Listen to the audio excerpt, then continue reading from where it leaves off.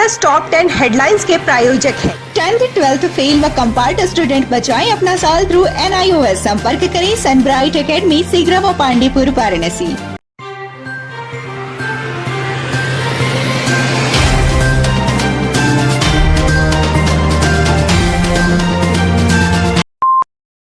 दीपावली पर्व की छुट्टी के बाद सोमवार से सभी बैंक खुल गए हैं। इसे ध्यान में रखते हुए वाराणसी कमिश्नरेट पुलिस ने सोमवार को सभी बैंकों में सुरक्षा व्यवस्था परखने के लिए चेकिंग अभियान चलाया। ACP दशाश्वमेध अवधेश पांडे ने भी अपने सर्किल के सभी बैंकों का निरीक्षण किया और कमियां मिलने पर बैंक प्रबंधन को आवश्यक दिशा निर्देश दिए। आज ही के दिन 8 नवंबर 2016 को हुई नोटबंदी को लेकर सोमवार को विपक्षी दलों ने सरकार के विरोध में काला दिवस मनाया। वाराणसी में नोटबंदी के विरोध में सोमवार को यूथ कांग्रेस के तत्वाधान में कांग्रेस कार्यकर्ताओं ने काला दिवस मनाया। इस दौरान उन्होंने भारत माता मंदिर में काली पट्टी बांधकर नोटबंदी का विरोध जताया और प्रधानमंत्री से अपने 50 दिन के किए गए वादे को पूरा करने को कहा।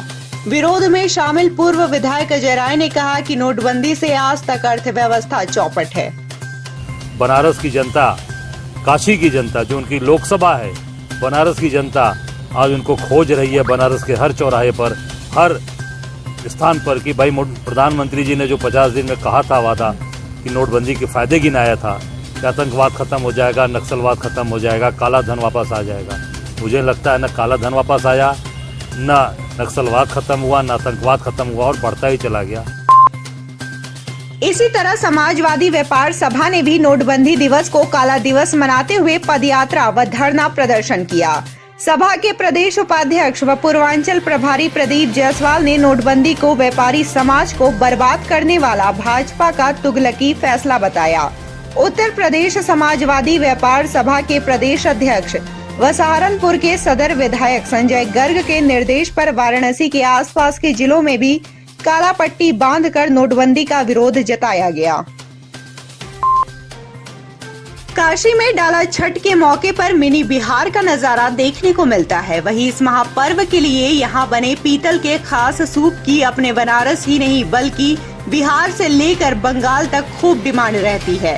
डाला छठ पर बनारस में इसकी खरीदारी करने के लिए लोग दूर दूर से आते हैं। शहर के काशीपुरा क्षेत्र में कसेरा समाज के लोग दिवाली से पहले ही इस विशेष सूप को बनाने की तैयारियां शुरू कर देते हैं। इसे तैयार करने वाले कारोबारी सुरेश बताते हैं कि पीतल का सूप बनाना अब काशी की पहचान बन चुकी है। भारत के सभी प्रांतों में, खासकर बिहार में तो जाता ही है। आज गुजरात में भी जाने लगा है, पश्चिम बंगाल की तरफ जाने लगा है। बिहार में तो लोग ऐसे तो ज़्यादातर ले ही जाते हैं, लेकिन भारत के और भी राज्यों में यहाँ से ही, बनारस से ही सप्लाई जाता है। काशी में छठ पूजा के लिए गंगा घाटों व सरोवरों के किनारे वेदी बनाकर श्रद्धालु नाम लिखकर जगह पक्की करने में जुट गए हैं। घरों से लेकर सड़कों तक छठी मैया की आराधना के गीत गूंजने लगे हैं।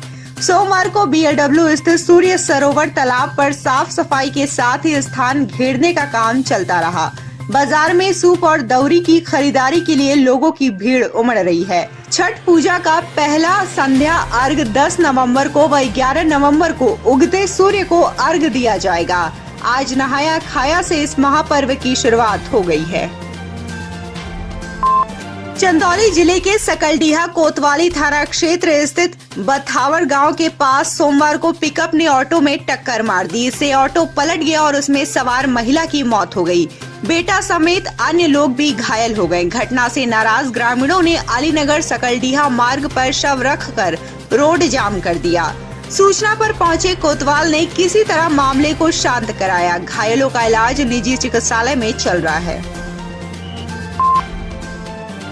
BHU के सर सुंदरलाल अस्पताल में ऑफलाइन OPD सेवा कोरोना से पहले की तरह से कर दी गई है। ऑनलाइन बुकिंग सिस्टम अब बंद कर दिया गया है। मरीजों और उनके परिजनों को 101 नंबर से जर्नल मेडिसिन या विशेष डॉक्टर की पर्ची मिल रही है। इसी पर्ची के आधार पर डॉक्टर मरीजों को देखेंगे। ऑफलाइन OPD के पहले दिन सोमवार को सुबह से ही अस्पताल परिसर में मरीजों की काफी भीड़ दिखी। ऑक्सीजन पाइपलाइन लगी चुकी है यहाँ के लिए। ऊपर हमने 48 बेड का जो है वार्ड पूरा तैयार कर दिया है। वहाँ पर पूरी ऑक्सीजन लाइन लगी हुई है। तो 12 इमरजेंसी जो ट्रायज एरिया होता है हम लोगों का, उसमें 12 ऑक्सीजन की लाइन आपके सामने दिख रही है, 12 बेड्स हैं और यहीं पर मेडिकल ऑफिसर्स बैठेंगे। बाकी सारी व्यवस्था जो वहाँ पर चल रही थी वो इमरजेंसी की पूरी यहाँ के यहाँ ट्रांसफ़र कर दी गई है सभी स्टाफ और व्यवस्था के साथ। उसके बाद हम कुछ महीनों में CPWD जो कायाकल्प का प्रोग्राम देख रहा है उस व्यवस्था को भी हम रिस्टोर बैक करेंगे, ताकि कुछ महीनों में जैसे ही वो पूरा हो जाएगा तो फिर वापस हम उसी बिल्डिंग में चले जाएंगे। वाराणसी में अखिल भारतीय संत समिति एवं श्री काशी विद्वत परिषद के मार्गदर्शन में गंगा महासभा द्वारा आगामी 12 से 14 नवंबर तक संस्कृति संसद का आयोजन किया जा रहा है। अखिल भारतीय संत समिति एवं गंगा महासभा के महामंत्री स्वामी जितेंद्रानंद सरस्वती ने बताया कि भारत की मूल संस्कृति को बचाने के लिए यह आयोजन किया जा रहा है। कार्यक्रम रुद्राक्ष कन्वेंशन सेंटर में आयोजित होगा। इस कार्यक्रम के लिए कोई भी एंट्री पास नहीं है। किसी भी प्रकार के जिहाद को रोकने के लिए और भारत की मूल संस्कृति को बचाने के लिए संस्कृति संसद का आयोजन किया जा रहा है। तो काशी के सांस्कृतिक राजधानी में संस्कृति संसद रुद्राक्ष इंटरनेशनल कन्वेंशन सेंटर में है और पूरे विश्व से जो भारत को समझते हैं, भारत की संस्कृति को समझते हैं, ऐसे सभी प्रकार के वक्ताओं को और पूरे देश से लगभग 400 से ज्यादा संस्कृति को समझने वाले ऐसे कार्यकर्ताओं को भी आमंत्रित किया है। शास्त्रीय संगीत की विधा ख्याल, ठुमरी, भजन, दादरा, कजरी और चैती के ख्याति लब्ध गायक पंडित छन्नूलाल मिश्रा को राष्ट्रपति रामनाथ कोविंद ने सोमवार को नई दिल्ली में पद्म विभूषण से सम्मानित किया। यह देश का दूसरा सर्वोच्च सम्मान है। इस तरह आज 141 लोगों को पद्म पुरस्कार देकर सम्मानित किया गया। आज 2020 के पद्म पुरस्कारों का वितरण किया गया है। वहीं मंगलवार को 2021 के पद्म पुरस्कारों से वाराणसी के 3 विभूतियों संस्कृत के विद्वान प्रोफेसर राम यत्न शुक्ल, प्रगतिशील किसान चंद्रशेखर सिंह और डोम राजा स्वर्गीय जगदीश चौधरी को सम्मानित किया जाएगा। को पद्म विभूषण मिला, बड़ी प्रसन्नता की बात है।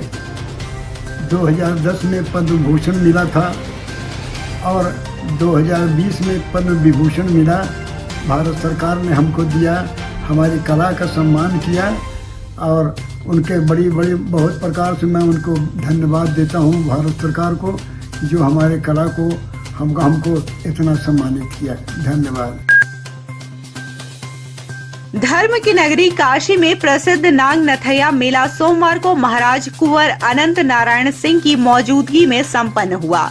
तुलसी घाट पर वह पल जीवंत हो उठा जब भगवान श्री कृष्ण बिना किसी भय के अपने साथियों की गेंद लेने उस यमुना में छलांग लगाते हैं, जिसका जल कालिया नाग के जहर के कारण दूषित हो चुका है। कृष्ण के यमुना में छलांग लगाते ही हलचल मच गई। तभी यमुना में कालिया नाग के फन पर सवार हो बंसी बजाते हुए कृष्ण दिखे तो चारों तरफ उनका जय घोष सुनाई देने लगा। इस प्रकार भगवान कृष्ण ने कालिया नाग पर विजय प्राप्त कर ली। नाग नथैया मेला काशी के लक्खी मेले में शुमार है। इसकी शुरुआत गोस्वामी तुलसीदास जी ने की थी। मान्यता है कि इस लीला के दौरान कुछ देर के लिए गंगा मैया यमुना में और तुलसी घाट वृंदावन में बदल जाता है।